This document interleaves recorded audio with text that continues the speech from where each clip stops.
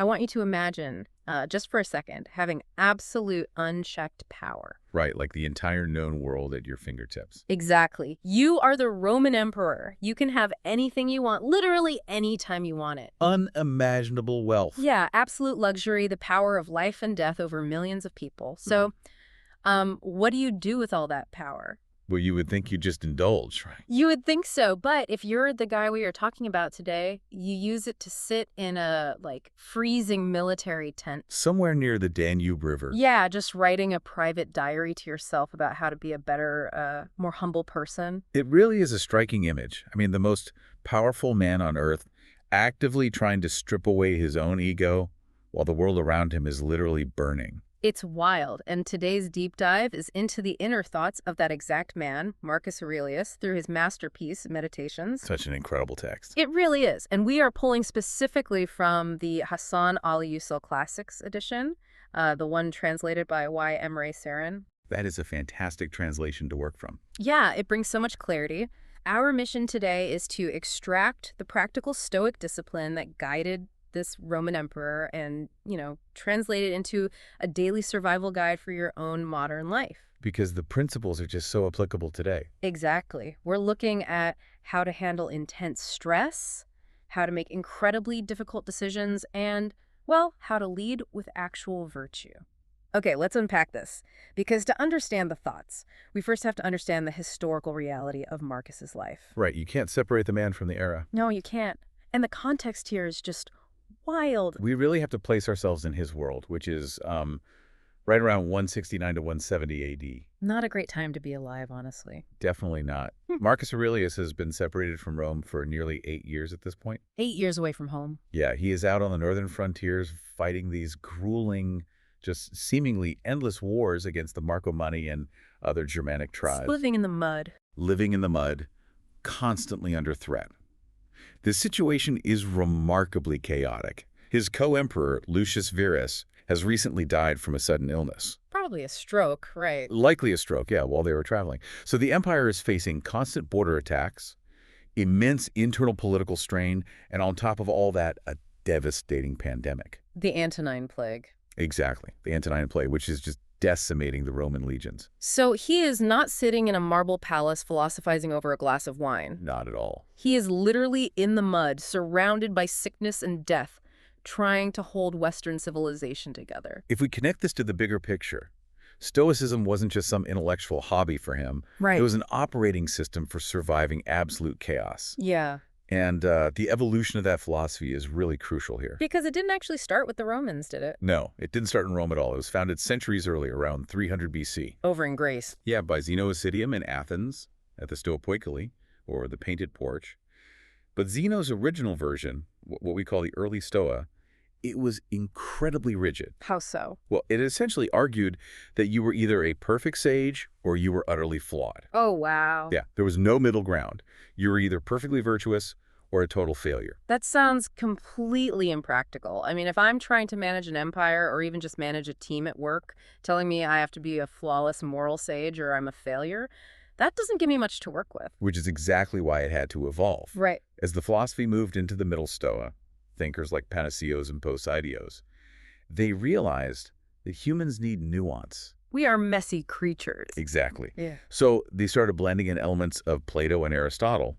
They introduced the idea of incremental moral progress. Recognizing that people have conflicting inner drives. Yes, recognizing that we are works in progress.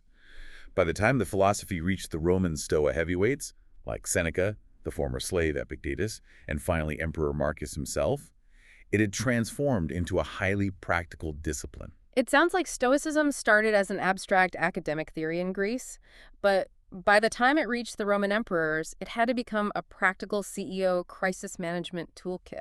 That is a perfect way to describe it. Because, you can't just philosophize when literal barbarians are at the gates. You need something that works on Monday morning when everything's on fire. The Roman Stoics were laser-focused on application. How do you live a good life when the world around you is falling apart? Which was Marcus's daily reality. Every single day. Yeah. And for Marcus, his approach was deeply structural. The Stoics actually divided philosophy into 3 interconnected parts. Okay, what were they? They used this metaphor of a living creature, Logic forms the bones and the nerves. The bones and nerves. Okay. Yeah, it's the framework, the measure of knowledge, and how we process information correctly. Physics is the flesh, representing the science of nature and how the actual universe operates. And the third part? Finally, ethics is the soul. It's the science of the good, of living in harmony with that nature. Wait, let me make sure I'm wrapping my head around this. Logic and ethics make total sense for a philosophy. But physics... I know, it sounds a bit out of place. Yeah, when I think of physics, I think of gravity, mathematics, falling apples. What does the physical operation of the universe have to do with shaping morality? It is a great question. You're saying you can't be a good leader if you don't understand the cosmos. Well, the Stoic conception of physics was much broader than our modern scientific definition.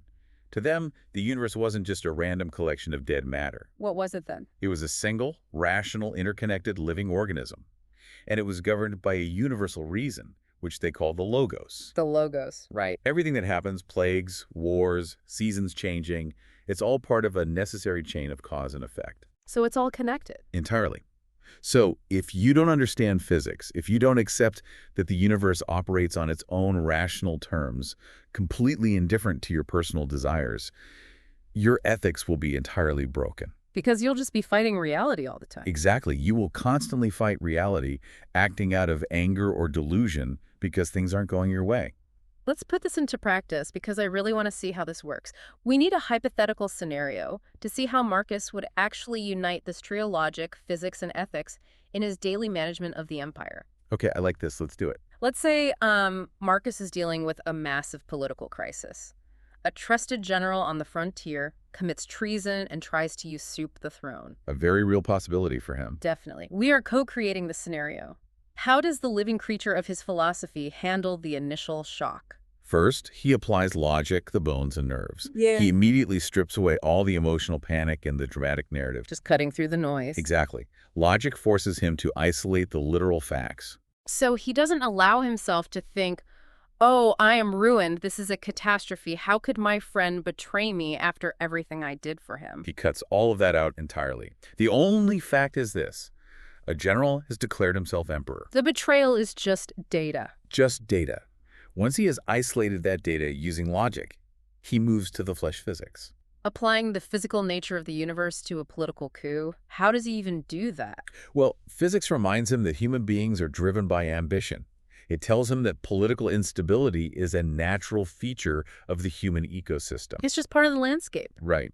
It tells him that this betrayer is ultimately just made of atoms, part of constantly changing cosmos.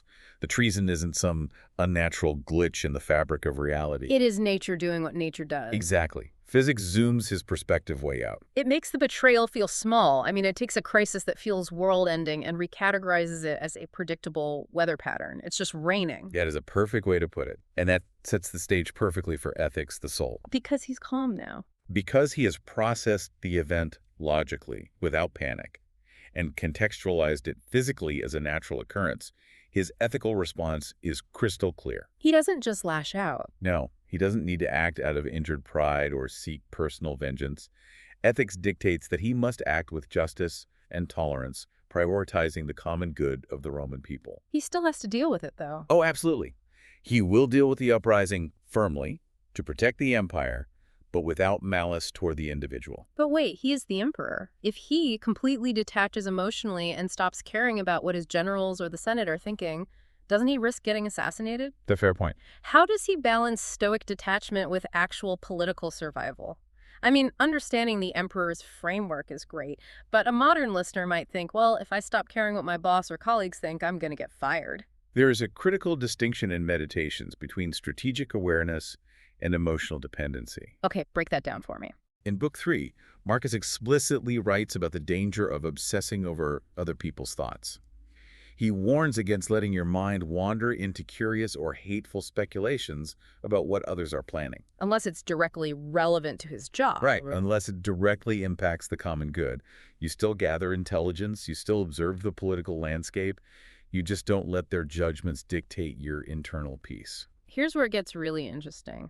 I like to compare the human mind to a smartphone. Oh, I like this. Worrying about other people's opinions, trying to decipher their hidden motives, or holding on to grudges It's like leaving dozens of heavy location tracking apps running in the background. Just eating up the processing power. Exactly. It drains your battery and makes the whole system run slow.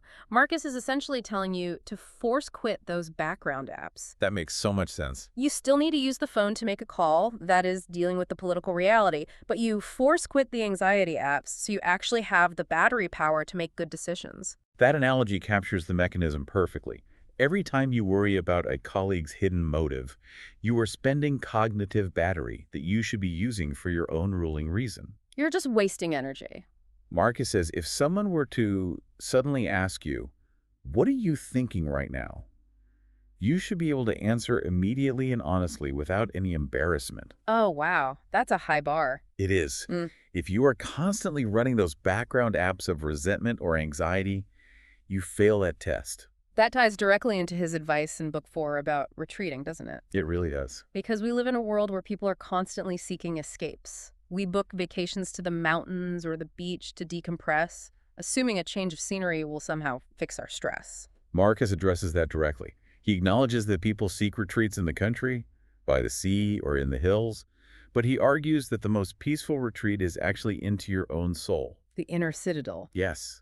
The fundamental Stoic premise is that all our anxieties are born from our internal judgments, not from external events. The event is just an event. It's your opinion of the event that causes you pain. Because wherever you go, there you are. If your mind is a mess, a five-star resort isn't going to fix it. The emails are still in your inbox. If you can retreat inward and adjust your judgment of those emails, applying logic and physics, you find immediate tranquility. Just by changing how you look at it. It's a graceful order that you carry within you, entirely independent of the external environment. And a massive part of adjusting that internal judgment comes down to how you perceive time. This was a huge aha moment for me in the sources. The way he views the present moment completely shifts the baseline of stress. It is incredibly powerful. He states in Meditations that whether you live 3,000 years or 30,000 years, you only ever possess one thing. The present moment. The present moment. You cannot lose the past because it is already gone. You don't own it. You can't lose what you don't have. Exactly. And you cannot lose the future because it hasn't happened yet. You don't own that either.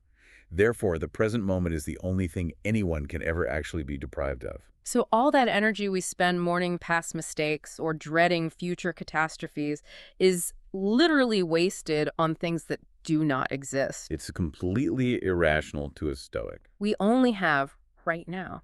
Which brings us to how he used this mindset, not just for inner peace, but to actually lead. Because this internal focus wasn't just a coping mechanism. Not at all. It was the exact roadmap Marcus used to wield absolute power without being corrupted by it. And we usually assume power corrupts absolutely. It usually does because absolute power isolates the leader from reality. Yeah. But Marcus viewed his imperial duty through the lens of Stoic ethics. He didn't let it go to his head. No, he didn't see himself as a god to be worshipped, which was very common for Roman emperors.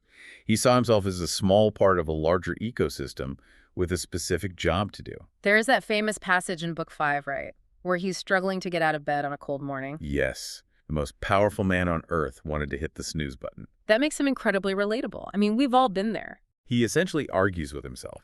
He says, am I going to complain about getting up to do the work of a human being? Do I think I was made to huddle under the blankets and stay warm? Just a brutal self-call-out. He reminds himself that bees, ants, spiders, and birds all get up and do their specific work to keep the world running. Why should a human being be exempt from doing their part for the common good? He views his role as emperor not as a privilege, but as an ecological duty. Exactly. It's his function in the universe. It's that idea of duty over comfort. And the sources point out how he lived a remarkably simple life to maintain that grounding. Very true. He actively avoided ostentation. He wore plain clothes sent from his country house in Lorium. No elaborate purple robes if he could help it. Yeah, he didn't obsess over fine dining, the color of his garments, or the physical appearance of his servants. He was strict with himself, but incredibly tolerant of others' flaws. The political consequence of that virtue is fascinating. The sources actually bring in a brilliant reference to Niccolo Machiavelli, the famous political theorist. Machiavelli, the guy who basically wrote the manual on ruthless power. The very same.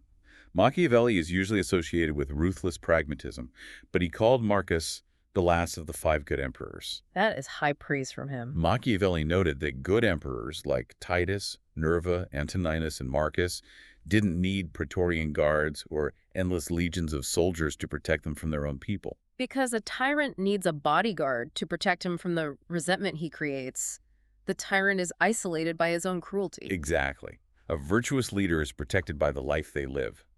The loyalty they inspire in the Senate and the honesty they show to the public serve as a far stronger defense mechanism than physical armor. Wow. Marcus's Stoic virtues, his justice, his dedication to the common good, they were his greatest political shield. It's a complete paradox. We assume absolute power requires you to distance yourself from the people, to sit in an ivory tower and just be untouchable. Right, to put a wall between you and them. But Marcus's Stoic virtues actually connected him more deeply to the people he ruled. He saw everyone, even his enemies, as sharing in the same universal reason, the same divine spark. What's fascinating here is that he was terrified of losing that connection. He literally wrote a warning to himself in the diary. What did it say? He wrote, "Take care that you are not Caesarified, or dyed with that purple." Dyed with the purple dye of royalty. Yes. He knew the role of emperor came with immense psychological pressure to become arrogant, cruel, and completely detached from reality. It's an occupational hazard. To fight that, he constantly reminded himself of the impermanence of it all. He looked back at all the great men of the past, Augustus, Hadrian, Pompey. Guys who conquered the world. They had the same fame, the same titles, the same absolute power, and now they're dead and gone, reduced to dust and myth. He has that incredible line where he says, Alexander the Great and his mule driver both died, and the same thing happened to both. They both went back into the earth. It is the ultimate equalizer. Death really doesn't care how many legions you commanded. If the endpoint for both the conqueror and the mule driver is identical dust, what is the point of being a tyrant? There is no point. The only thing that retains any value is how you act in the present moment, doing your specific duty for the common good while you still have the battery power to do it. So what does this all mean? Let's bring this all together. Stoicism, especially as Marcus Aurelius practiced it in that freezing tent on the Danube, isn't about being an emotionless robot. Not at all. It's an operating system for seeing reality clearly. You use logic to isolate the facts from the panic. You use physics to understand your tiny, fleeting place in a massive, rational universe. And ethics to act on it. Exactly. You use ethics to translate that clarity and humility into justice and action for the common good. It really is a roadmap for keeping your sanity and your soul intact in a completely chaotic world. Marcus Aurelius obsessed over the fact that everything changes, and everyone, even emperors, are entirely forgotten by time. We live in an era today that is absolutely obsessed with leaving a legacy. Legacy is the ultimate modern buzzword. Everyone wants to leave a dent in the universe. But what if the Stoic secret to absolute freedom isn't striving to be remembered, but actively embracing the fact that you will be forgotten? Oh, that's deep. If your legacy is absolutely guaranteed to turn to dust and be erased by time, how does that change the way you treat the people in the room with you right now? If you aren't performing for the history books, the pressure is entirely off. You just have to do the right thing for the people standing in front of you today. Precisely. That brings us right back to the beginning. He wasn't writing meditations for us to read 2,000 years later, hoping to be remembered as a philosopher king. No, it was just for him. He was writing it just to survive the day and be a good man in the mud. Thank you for joining us on this deep dive into the mind of a Stoic emperor. Keep questioning, keep exploring, and we'll catch you next time.